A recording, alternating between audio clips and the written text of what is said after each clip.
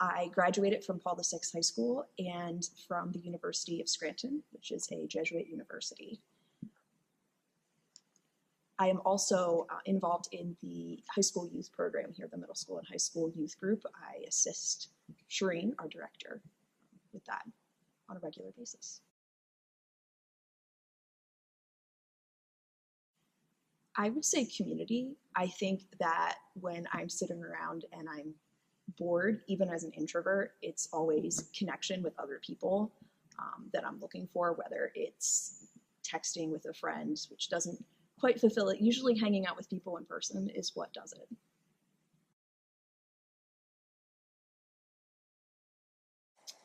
I think that I started to own my Catholic faith in high school. It started to mean more to me personally rather than something I was doing just to be following along with my family. I remember thinking about my faith when I was making college decisions. And in college, I learned a lot about discernment, which was really helpful for me as an indecisive person.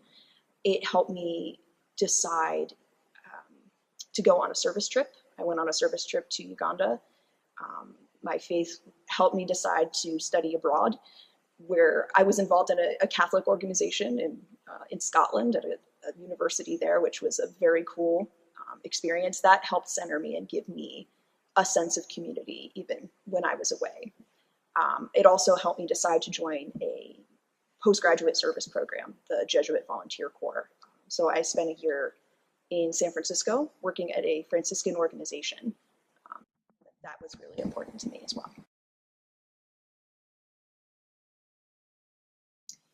I think that it probably happens because they stop feeling like the church is relevant in their lives.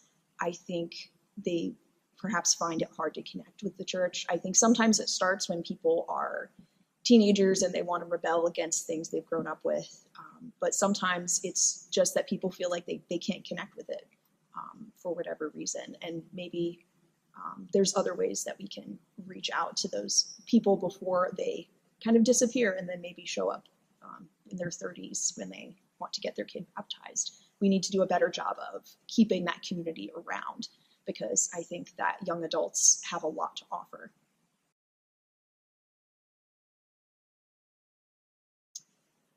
I think that one thing that is helpful is ongoing formation. I think that Christ Our Light has done some of that. They've tried to offer opportunities to keep learning about our faith because it really can't and shouldn't stop with CCD classes or high school religion classes.